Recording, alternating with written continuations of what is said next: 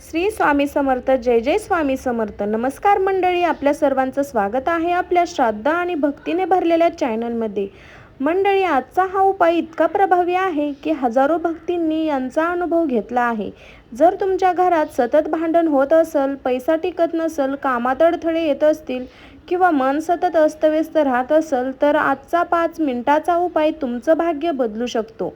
हा उपाय स्वामी समर्थाच्या कृपेने केला जातो, म्हणून व्हिडिओ शेवटपर्यंत नक्की पहा, कारण शेवटी मी एक अशी गोष्ट सांगणार आहे जी अनेक लोक चुकून करतात आणि उपायाचा प्रभाव कमी होतो.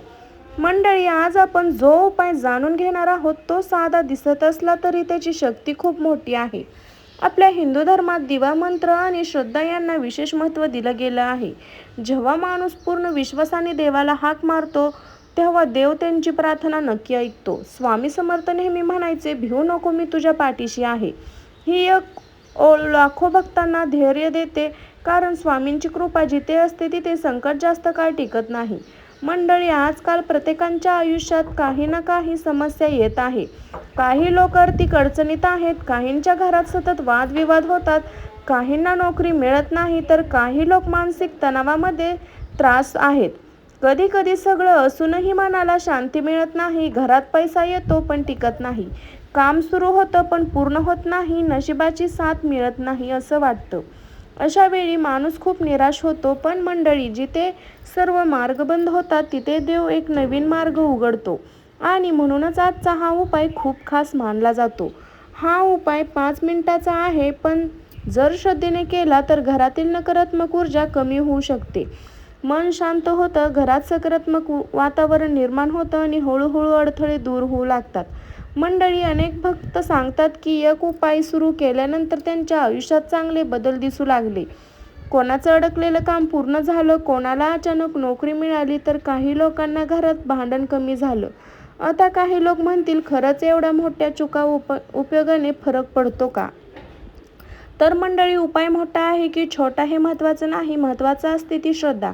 कारण श्रद्धेमध्ये खूप मोठी शक्ती असते. जेव्हा आपण मनापासून स्वामी समर्थाचं नाव घेतो तेव्हा मनातील भीती कमी होते, नकारात्मक विचार दूर होतात आणि आत्मविश्वास वाढतो. मंडळी, हा उपाय कोणताही वयातीत करू शकतो, महिला, पुरुष, वृद्ध, अगदी विद्यार्थी देखील.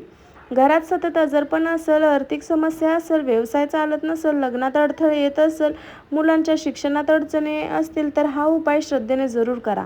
पण लक्षात ठेवा, हा उपाय करताना मन शांत असलं पाहिजे. राग, द्वेष किंवा नकारात्मक विचार ठेवू नका, कारण देवाकडे पोहोचण्यासाठी सर्वात सोपा मार्ग म्हणजे स्वच्छ मन आणि श्रद्धा.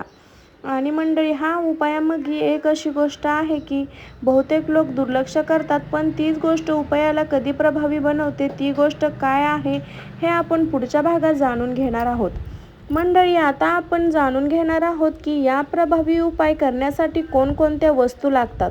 हा उपाय खूप साधा आहे, यासाठी महागड्या वस्तू गरज नाही, फक्त श्रद्धा आणि स्वच्छ मन असणं महत्त्वाचं आहे. सर्वात पहिली वस्तू एक छोटासा मातीचा किंवा पितळाचा दिवा. हिंदू धर्मात दिव्याला खूप पवित्र मानलं जातं. दिवा म्हणजे प्रकाश आणि प्रकाश म्हणजे सकारात्मक ऊर्जा. असं मानलं जातं की जिथे दिव्याचा प्रकाश असतो तिथे नकारात्मकता जास्त काळ टिकत नाही. त्यामुळे शक्य असेल तर रोज संध्याकाळी देवासमोर एक दिवा जरूर लावा. दुसरी वस्तू, थोडी ताजी फुलं, कोणतीही फुलं चालतील. जास्वंद, गुलाब किंवा झेंडूची फुलं असतील तर अधिक चांगलं. फूल म्हणजे भक्ती आणि प्रेमाचं प्रतीक मानलं जातं. तिसरी वस्तू, स्वामी समर्थाचा फोटो किंवा मूर्ती. मंडळी, उपाय करताना स्वामींच्या डोळ्याकडे पाहून प्रार्थना करा. मनातलं दुःख, चिंता, समस्या सर्व काही स्वामींना सांगा, कारण देवाजवळ मन मोकळं केलं की मन हलकं होतं. त्यानंतर लगेच चिमूटभर हळद आणि कुंकू.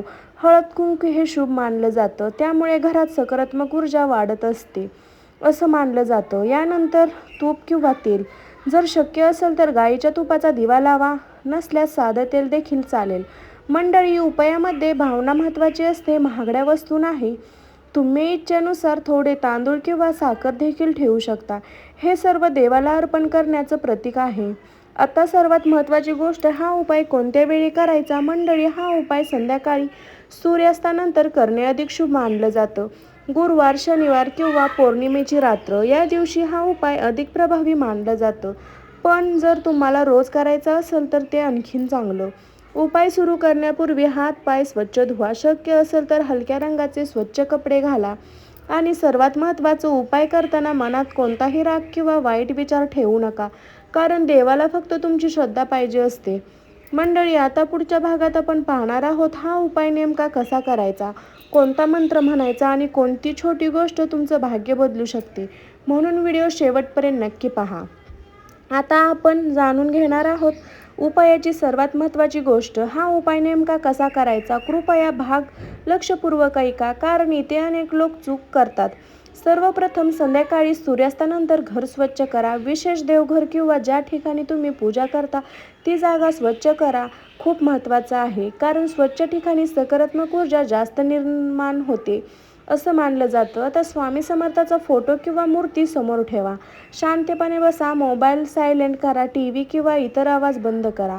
हे 5 मिनिटं फक्त देवासाठी आणि स्वतःसाठी ठेवा. आता दिवा लावा. जर तुपाचा दिवा असेल तर अधिक शुभ मानलं जातं, पण तेलाचा दिवा असेल तर चालेल. स्वामी समर्थ, माझ्या घरातील दुःख दूर करा. माझ्या कुटुंबाला सुख, शांती आणि आरोग्य द्या. मंडळी, हा प्रार्थना मनापासून करा. देवाला मोठे शब्द लागत नाही, खरं मन लागतं. आता स्वामी समर्थाचं फूल अर्पण करा. हळद कुंकू व्हा आणि दोन्ही हात जोडून काही सेकंद डोळे बंद करा.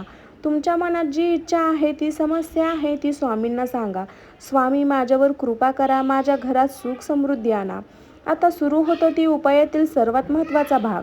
तुम्हाला 11 वेळा मंत्र जप करायचा आहे. मंत्र आहे श्री स्वामी समर्थ. चला एकत्र म्हणूया. श्री स्वामी समर्थ, श्री स्वामी समर्थ, श्री स्वामी समर्थ. हळूहळू आवाजात 11 वेळा रिपीट करा. मंडळी, हा मंत्र म्हणताना घाई करू नका. प्रत्येक वेळी स्वामींचं नाव घेताना पूर्ण श्रद्धा ठेवा, कारण नावातच खूप शक्ती असते.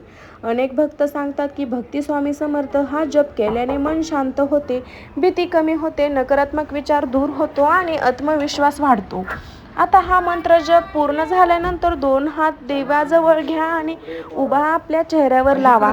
असं मानलं जातं की त्यामुळे सकारात्मक ऊर्जा मिळते. त्यानंतर स्वामींचा नमस्कार करा आणि मनात म्हणा, जे माझ्या नशिबात चाललं आहे ते मला द्या. वाईट गोष्टीपासून माझं रक्षण करा. मंडळी, हा उपाय फक्त 5 मिनिटाचा आहे, पण जर तुम्ही तो सलग 11 दिवस श्रद्धेने केला तर तुम्हाला नक्की सकारात्मक बदल जाणवू शकतो. काही लोकांना मन शांती मिळते, काहींना घरात भांडण कमी होतात, तर काही लोकांची अडकलेल्या कामात गती मिळते. उपाय करताना राग करू नका, मध्ये उठू नका, नकारात्मक विचार करू नका, कारण श्रद्धा जितकी शुद्ध तितका अनुभव अधिक सुंदर. आणि मंडळी, आता पुढच्या भागात मी तुम्हाला एक खरी अनुभव कथा सांगणार आहे. एक भक्तीने हा उपाय 21 दिवस केला आणि त्यानंतर त्यांच्या आयुष्यात असा बदल झाला की ते स्वतःहून आश्चर्यचकित झाले. ती कथा ऐकण्यासाठी व्हिडिओ शेवटपर्यंत नक्की पहा. मंडळी, आता मी तुम्हाला एक अशी अनुभवी कथा सांगणार आहे जी ऐकल्यानंतर तुमचा स्वामी समर्थावरील विश्वास आणखीन वाढेल. ही कथा आहे पुण्यात राहणाऱ्या एका साध्या कुटुंबाची. त्या कुटुंबात पती पत्नीमध्ये 2 मुलं होते. सगळं ठीक चाललं होतं, पण अचानक त्यांच्या आयुष्यात समस्या सुरू झाल्या. घरात सतत भांडण व्हायची, पैसा आला तरी टिकत नव्हता, पतीचा व्यवसाय बंद पडण्याच्या मार्गावर होता, कर्ज वाढत होतं, रात्रीची झोप लागत नव्हती आणि घरातील वातावरण पूर्णपणे नकारात्मक झालं होतं. मंडळी, त्या महिलाने खूप उपाय केले, पण खूप मंदिरात गेली, पण मनाला शांती मिळत नव्हती. एक दिवस त्यांच्या शेजारी राहणारे एक आजीने हा छोटा उपाय सांगितला. दररोज रात्री स्वामी समर्थाचा दिवा लावा. तिला इतक्या छोट्या उपायाने काय होणार, पण तरीही तिने श्रद्धेने सुरू केले. पहिली दिवशी तिने शांत मनाने दिवा लावला, स्वामी समर्थाच्या फोटोसमोर बसून प्रार्थना केली, 11 वेळा मंत्र जप केला, श्री स्वामी समर्थ. मंडळी, असं करत 7 दिवस गेले आणि हळूहळू घरातील वातावरण बदलू लागलं. पूर्वी सतत रागवणारे लोक आता शांत बसू लागले. घरात सकारात्मक ऊर्जा जाणवू लागली. 15 दिवसानंतर अचानक त्यांच्या पतीला नवीन कामाची संधी मिळाली. ज्या लोकांनी पैसे द्यायचे बाकी ठेवले होते त्यांनी स्वतःहून फोन करून पैसे परत दिले आणि सर्वात मोठी गोष्ट म्हणजे त्या कुटुंबाला पुन्हा मानसिक शांती मिळाली.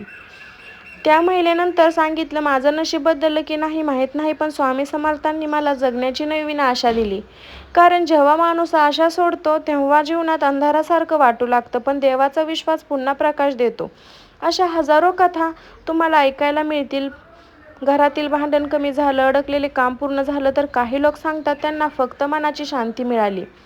पण लक्षात ठेवा, उपाय करताना दुसऱ्या दिवशी चमत्कार होईल असं नाही. देव प्रत्येकाला योग्य वेळी फळ देतो. आपलं काम म्हणजे श्रद्धा आणि सातत्य ठेवणं. जर तुम्ही मनापासून स्वामी समर्थाचं नाव घेतलं तर तुमच्या मनातील भीती नक्की कमी होईल.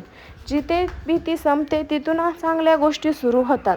मंडळी, आता पुढच्या भागात आपण जाणून घेणार आहोत उपाय करताना कोणत्या चुका टाळल्या पाहिजे. आधी कशी कोणती चूक आहे ज्यामुळे उपायाचा प्रभाव कमी होऊ शकतो. मंडळी, उपाय जितका महत्त्वाचा आहे तितका महत्त्वाची चूक टाळणं. कारण अनेक लोक श्रद्धेने उपाय करतात पण नकळत अशा गोष्टी करतात जे उपायाचा प्रभाव कमी करतात. आज मी तुम्हाला राग, द्वेष आणि नकारात्मक विचार असतील तर पूजा करताना एकाग्री होत नाही. देवाला फक्त शब्द नको असतात तर स्वच्छ मन हवं असतं. म्हणून उपाय करण्यापूर्वी मन शांत करा, दीर्घ श्वास घ्या आणि स्वामी समर्थाचं नाव घ्या. दुसरी मोठी चूक, काही लोक पूजा सुरू करतात आणि मध्येच मोबाईल बघतात, फोन किंवा दुसऱ्या कामात लक्ष देणे. तर ह्या चुका करू नका. तर मंडळी, आता आपण व्हिडिओमधील सर्वात शांत आणि पवित्र भागात प्रवेश करत आहोत. विशेष मंत्र जप पूर्ण श्रद्धेने आणि शांत मनाने. जर शक्य असेल तर डोळे बंद करून स्वामी समर्थाचा चेहरा मनात आणा आणि स्वतःला पूर्ण सकारात्मक ऊर्जेमध्ये अनुभव घ्या. ओम श्री स्वामी समर्थ नमः असं म्हणत जप करा.